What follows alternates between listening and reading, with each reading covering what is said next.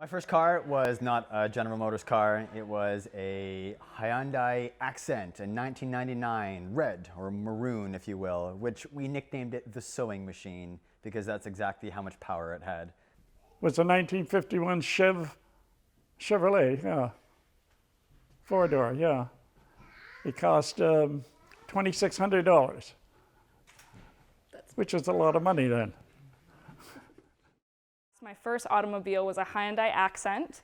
It was a 2007 Hyundai Accent, and I drove it into the ground. And it didn't last me very long, but certainly my partner and I now we currently drive a Pontiac, and my partner's first car was a Grand Am. His grandfather also worked for GM as well, is a retiree. And so we love our GM automobiles, having grown up in Oshawa, although it's not always practical to own them, but it is something that we try and adhere to. Your life work.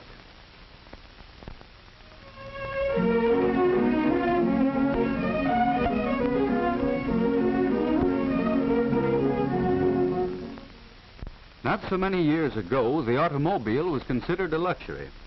About the only time it received an airing was on Sunday or a holiday.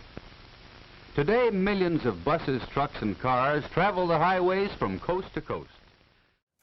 Our grandmother worked for Sam McLaughlin, the old McLaughlin Carriage Company, which of course was turned into General Motors. In 1909, she was R.S. McLaughlin's private secretary. My father worked in General Motors purchasing as a purchasing agent, and I worked in General Motors for 40 years in service parts. So General Motors has been in our family since 1909, to be honest. All right. In our blood.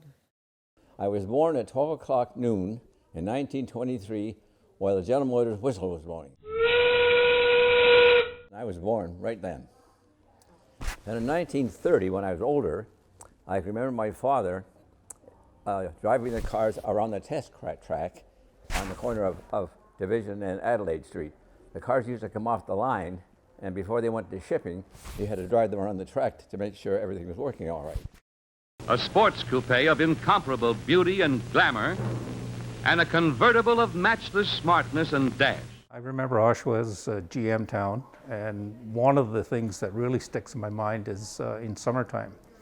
General Motors would shut down for, I think it was 2 weeks in the summer, and there I was, 12 or 13 or whatever it was, looking for my friends, and there was none of my friends around. Everybody had gone on vacation because when GM shut down, the city basically shut down. So it was somewhat of a ghost town at that point in time. It definitely isn't like that anymore, but way back when, it definitely was quiet.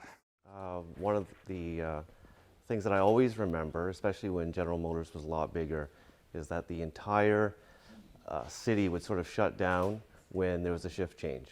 If you weren't on the road getting to where you were going before shift change, you might as well not go. Because every street in the city was completely blocked with thousands of cars coming in and out of the plant. It was just sort of the rhythm and the beat of the city. So if you had somewhere to go at 2 o'clock, might as well wait till 4 because the shift is about to change. So that just growing up in the city, that was always, if you were in the auto industry or not in the auto industry, that's just what it was like in this town. Suddenly, something very simple becomes something very beautiful. Chevrolet made it happen. An uncomplicated, economical car becomes a beautiful, expensive-looking car. Having grown up to sort of revere automobiles, my dad rebuilt a 1969 Chevy truck that was built in Oshawa initially when I was growing up in the 80s and 90s, and we were taught to really love classic cars and especially love General Motors cars. I was born and raised in Oshawa during the 50s and 60s. Everyone had a family member, friend, or neighbor who worked at GM. It gave us a sense of belonging, a sense of pride, and a sense of gratitude. One of the highlights of summer was the GM General Motors United Auto Workers picnic. Our grandfather worked in the paint department, number 34 of GM, and always gave us a strip of tickets for the picnic. It meant a day of free ice cream, chips, pop, candy floss, and most exciting, the kiddie rides.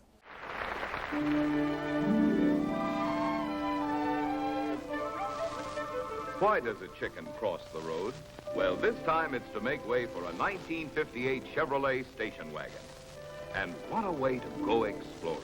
My dad was a great believer in taking us on road trips. Yeah.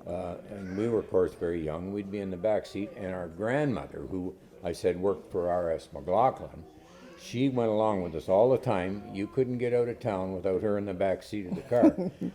We'd fall asleep, and no telling where we'd wake up. I remember one night, I think we woke up down New York State someplace, because he decided he was going to go for a ride down, take us down through the States. Yeah. Yeah.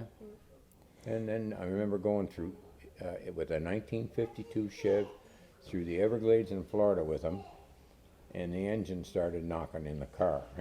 In your middle of nowhere. Yeah, it was scary in those days. But he got it. He got us out of there. And home. Yeah. Well, now this is going to be a real trip down memory lane, because first road trip in that car I remember was my honeymoon. I happen to drive the best car on the road. Oh, how I love to drive my Buick, with my sweetheart sitting by my side. And we started out, and we ended up kind of got lost a little. We ended up in the dead road end in the farmer's field. Oh, and you know, we finally got around to going through the Finger Lakes and come up. I can all remember, not so much the car, but this is the trip. And we're coming home, and we got as far as Belleville, and it was getting late at night, so we thought we'd stay overnight. We went up to the hotel and got up to our room, and what would you believe it, underneath the bed was a chamber pot.